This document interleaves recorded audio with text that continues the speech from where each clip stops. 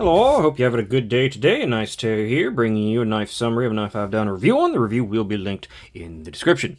As always, this is the Kizer Mad Tanto, a Damned Designs. That's the logo right there. Also with the name of the knife underneath it and code, which Kizer, stop doing that.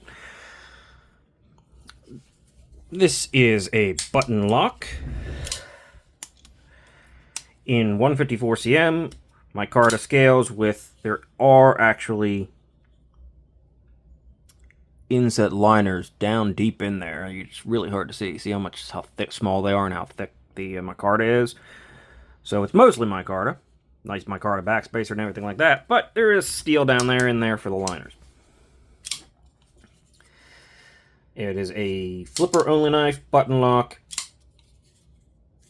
Very comfortable, as always, with Kizer. Looking at the name, can't think of it for a second there. Great micarta, great feel, great finish, execution-wise. Overall, a great design. Tanto, as the name would suggest, of course, it is, I believe, hollow ground. Yes, it is definitely hollow ground. Compound ground, Tanto.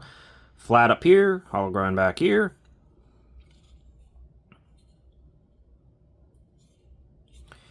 This is a budget knife. Just want to make that clear.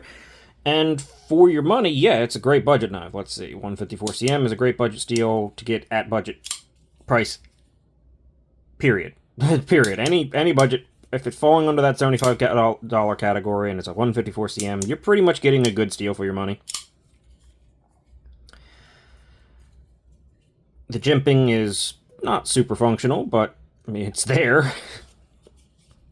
Got a choke-up position. The plunge grind is really good. It's halfway. I mean, that's endless life, basically, on this knife. The stop pin is up here, so you can even cut in more if you ever actually need to. I mean, you're going to be way up here, but it is thin enough that you could probably get away with that. This knife could probably keep going on until like, it's way up here. I mean, that's how thin this hollow grind is, right? Let's see. Let's just double check, because this is relatively important. Let's see, all the way up here.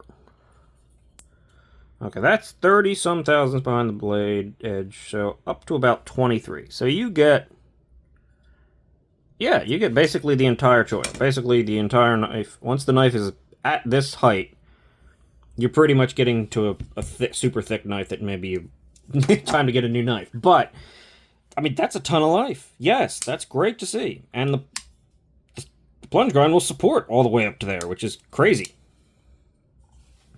Flipping action's good.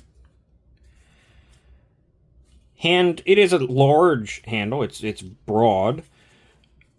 So it does feel a little bit large. In fact, the blade almost feels a little tiny bit small for the handle, but it's super comfortable, and it's not really. The ratios aren't that bad. It's just you got a big angle, you know, coming off of it, right? The blade handle ratio is actually not too terrible. You do not have a reversible pocket clip, despite this being a button lock, which is a bit of a shame, but it is inset with flat screws. It's ultra deep carry. You have a hidden lanyard post back here. And really, the only complaint I have on this knife is button stick. You might have noticed already. It's got some pretty strong button stick. Like, it's a snap. It's got a real strong button stick. Now, it's not hard to break it. It's a real pop when you do. So that might bother some people. It's a bit more than I want. And honestly, I would like to see a little jimping over here, because this is a little bit slick. The jimping's up here, but you're not really interacting with that part of the flipper. I mean, I guess you can, but it's not very comfortable. You're interacting with more the point and in front of that when there's no jimping there. So a bit of a strange decision there, right? So you can slip off of it, but it does work. It especially works if you're going to light switch it. No problem there. I tend to push buttons, or kind of intermediate push button. This would be a straight push button, but The detent's good. Like, it's got good, decent sort of hold in there, right? That's a decent snap into for a button lock. This knife is, it's not quite center, but I mean, I always want to give a hollow grind knife a little bit of leeway because hollow grinds get so thin at the tip that they easily, you can't really see, there we go, that they can easily just wiggle a little tiny bit, and when you get a precise tip like that, if it's just even the slightest bit off, it looks more than it's necessarily is with a hollow grind. So I do give them a little bit more leeway. I don't mind it on this budget knife. It's pretty centered. In fact, it is pretty darn close for a budget knife, honestly. Or I should say, for a budget hollow grind. I do still like to see my knives relatively centered. I'm picky. So that's just that. Overall, I mean, this thing is a great knife. And it's comes in at a good price, honestly. So there's really not much else to say here other than this is a solid budget knife. Get rid of your codes and your names on there, Kizer. Other than that, yeah, you got winners. We all know Kizer makes some pretty good knives. Predominantly button knives, but they definitely forayed into some more premium stuff. I have not experienced any of that, so I can't talk about it, but yeah. Yeah, definitely a knife worth considering if you like the aesthetic. And of course, I mean, I got the black bladed one because apparently I'm a fool and I like knives disappearing onto my table. But big button. It is inset a little bit. It sits down a little lower, so there's less chance of like accidentally grabbing it. Like even if I grab the knife like this, I don't feel like I'm actually going to push in that button. Could I? No. Like, this is me squeezing as tight as I can get in this position, and the blade is moving, but it's not fully unleashed. Unleashed. Oh, unleashed the blade. Wow, it is the mad Tanto. You gotta unleash it. You really kind of have to deliberately press it, so it is pretty safe here.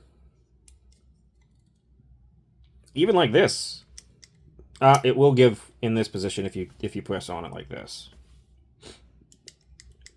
But you really have to be pressing on. Pardon me. Yeah, the button's done well enough, even though it does stick proud when it's open and the button's fully out. It works. And you're not really near it when it's in your hand, unless you have, I guess, huge fingers or super long fingers. Like, I don't know. I have stubby fingers, so oh no, I know, right? Good tip access, yeah. It's a solid budget offering. With a little bit, like, you know, Damn Designs does, in my experience, I find their designs to, well, be a little bit more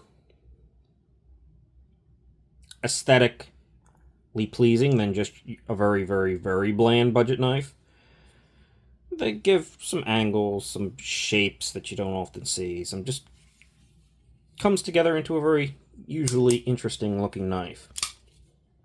And this one follows that, in my opinion. So, that's all for the summary on this one. Other than possible button stick, it's pretty good. So, yeah. So. I'm just saying that a lot. I'm going to end things here. Nothing else to say. Thanks for watching. Like, subscribe, etc., etc. I will see you in the next one.